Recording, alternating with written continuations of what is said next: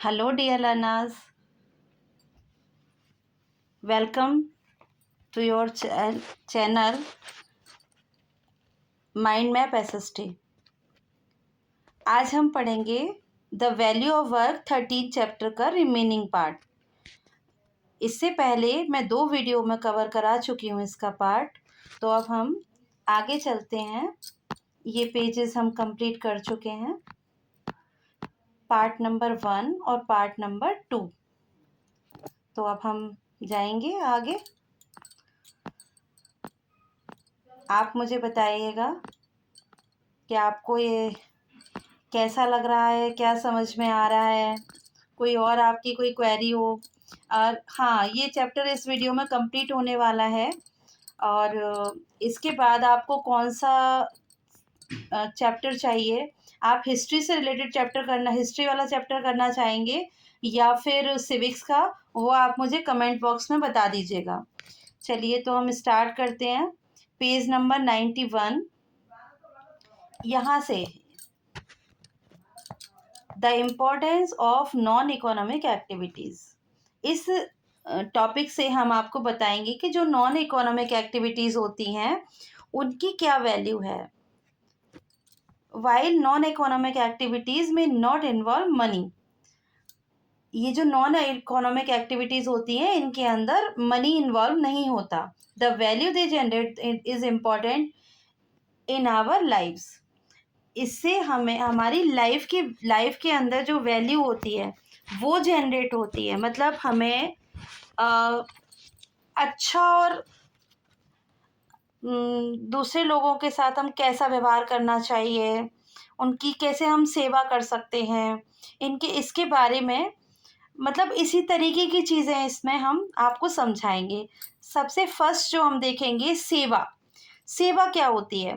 Selfless service, जिसमें हम हमारे अंदर, मतलब किसी से हम कुछ रिटर्न में नहीं चाहते, है ना.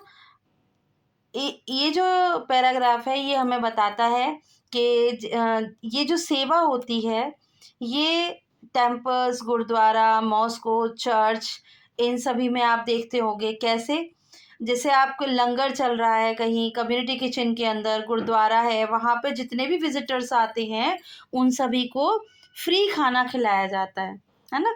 और इससे ये जो पार्टिसिपेशन होता है, ये जो हम काम करते हैं, इससे क्या हमें एक सेटिस्फेक्शन मिलता है. और ये जो सोसाइटी को हम कुछ कंट्रीब्यूट करके दे पाते हैं, लोगों को हम जैसे कुछ खाना खिला रहे हैं या कुछ कर रहे हैं. ये जो लंगर में जितने भी लोग खाना खा रहे हैं, क्या ये लंगर करवाने वाले या जिन लोगों ने कंट्रीब्यूशन दिया है उन लोगों को कुछ रिटर्न में देने वाले हैं? हाँ, देंगे, लेकिन वो क्या होगी, उनकी सिर्फ ब्लेसिंग्स. जब कोई खाना खाता है पेट भर तो कैसे लगता है ना, अरे वाह खाना बहुत अच्छा बना, वाह मज़ा आ गया, बस. तो वो लाइन सुनने के लिए जो खुशी मिलती है. चलिए नेक्स्ट, इसको हम एक और एग्जाम्पल के साथ समझते हैं. वो है the strength of community participation. मतलब कम्युनिटी होती है ग्रुप. जब हम एक से ज़्यादा कम्युनिटी का जब स्ट्रेंथ बन जाती है, ग्रुप की क्या होती है, जब जैसे एक व्यक्ति ने कोई काम किया तो वो उतना इफ़ेक्टिव नहीं होगा, उतना. अब तो ये कम्युनिटी के साथ जब हम करते हैं किसी काम को, जो ग्रुप में करते हैं, तो उसकी क्या स्ट्रेंथ होती है. आइए एक एग्जांपल देखते हैं. स्वच्छ भारत अभियान. स्वच्छ भारत अभियान के अंदर आप अपने साथ अपने कुछ अपने नेबर्स को, या फिर हम सभी ऑल इंडियन सिटीजन, है ना, सब लोगों को क्या करना है, अपनी सराउंडिंग्स को क्लीन करना है ना. चाहे वो हमारी अपनी इंडिविजुअल हो, अपने आसपास का एरिया, या फिर हमारे दूर हमारे पास की, घर के पास की कोई चीज़ें हों, वो, है ना. इंडिविजुअल तो हम रखते ही हैं, लेकिन घर के पास की जगह को साफ करना, स्ट्रीट को, रोड, पार्क, पब्लिक प्लेसेस, इन सबको साफ रखना भी हमारी ही रिस्पॉन्सिबिलिटी बनती है. These efforts lead to clean home neighborhood. Society and nation. ये जो एफर्ट्स होते हैं सफाई के, ये हम सबको एक साथ जब हम करते हैं तो घर साफ रहता है।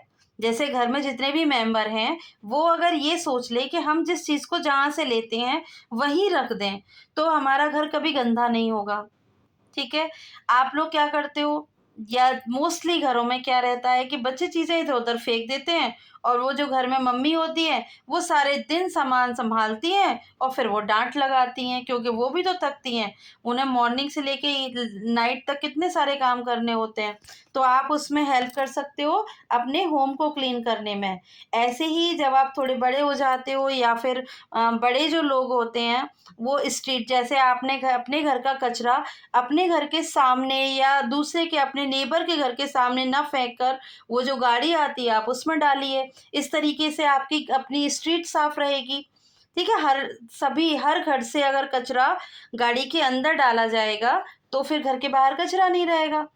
ऐसे ही जब रोड है, अगर हमने कुछ खाया, या फिर आप जैसे गोलगप्पे खाते हो, मार्केट जाते हो, वहाँ पे कुछ चीज़ खाई, आप उसे रोड पर ना फेंक कर उसके पास जो आपका वेंडर रहता है उसके पास डस्टबिन होता है, आप डस्टबिन के अंदर डालिए, तो वो रोड कभी गंदी नहीं होगी, मार्केट गंदा नहीं होगा, है ना? ऐसे ही फिर हम आगे चलते हैं, तो यही आप कहीं भी जाएँ, टेम्पल जाएँ, या फिर आप किसी हॉस्पिटल जाएँ, या फिर आप कहीं किसी पार्क में जाएँ, अगर हम कूड़ा इधर-उधर नहीं फेंकेंगे, तो क्या होगा?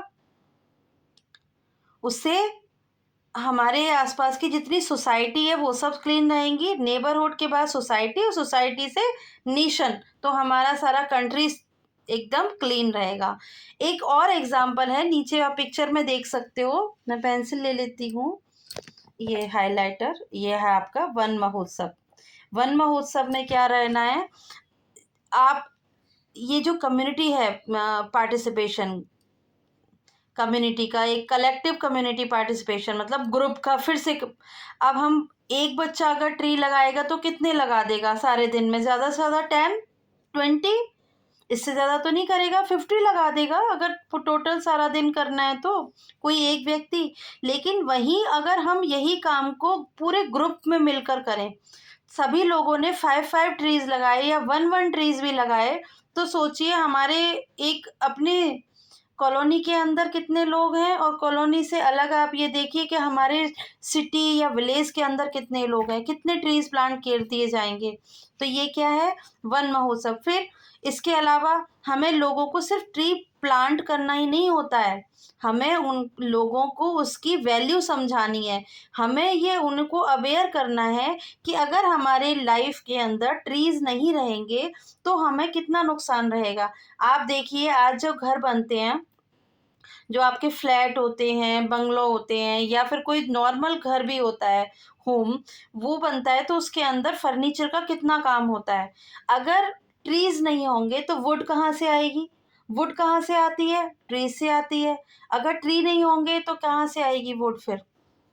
तो हमें क्या, और फिर सबसे ज़्यादा देखिए आपके पास ऑक्सीजन नहीं आएगी, ट्रीज़ नहीं होंगे। ट्रीज़ नहीं होंगे तो हमारे रेनफॉल होता रहेगा, रेनफॉल नहीं होगा, सॉरी। ठीक है? तो हाँ, वेदर कंडीशन पे दिन डाउन होती जा रही है, और वैसे भी अभी तो ट्रीज़ की बहुत कमी हो गई है, हमारी ग्लोबल वार्मिंग का आप इश्यू देखते ही हो। किसी वीडियो में मैं समझाती हूँ आपको नेक्स्ट में, है ना? तो हमें क्या करना है, फॉरेस्ट वगैरह का ध्यान रखना है, और इनिशिएटिव ब्रिंग टुगेदर मेंबर्स, हम सब लोग मिलके अगर काम करेंगे, ट्री प्लांट करते हैं, उनका ध्यान रखते हैं, तो फिर ये हम कहीं हद तक काफ़ी कुछ सॉल्व सॉर्ट आउट कर सकते हैं। चलिए, ये एक्टिविटीज़ आप खुद करेंगे। Many many communities in India have similar partici sorry practices that involve community participation.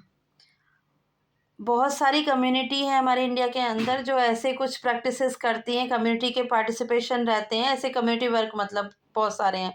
वो आप बताएंगे कि हम कौन कौन से काम कम्युनिटी के साथ करते हैं, ग्रुप में करते हैं, है ना? और नेक्स्ट है, we celebrate many festivals in India. हम अपने इंडिया के अंदर बहुत सारे फेस्टिवल्स को सेलिब्रेट करते हैं। इन फेस्टिवल्स के अंदर काफ़ी सारी ऑर्गेनाइजेशन काम करती हैं, है ना? ऑर्गेनाइज़ करने में लोग काम करते हैं। जैसे आपके डीजे हो गया या फिर आपके यहाँ टेंट लगाना हो गया और जैसे जागरण हुआ तो जागरण करने वाले जो लोग आते हैं, वो कोई कथा भागवत होती है तो भागवत पढ़ने वाले लोग आते हैं, तो फिर उसके साथ म्यूज़िक सिस्टम भी आता है।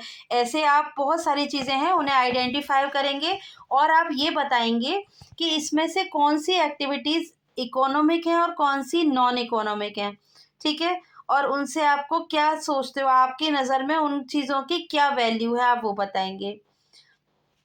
लास्ट है आपका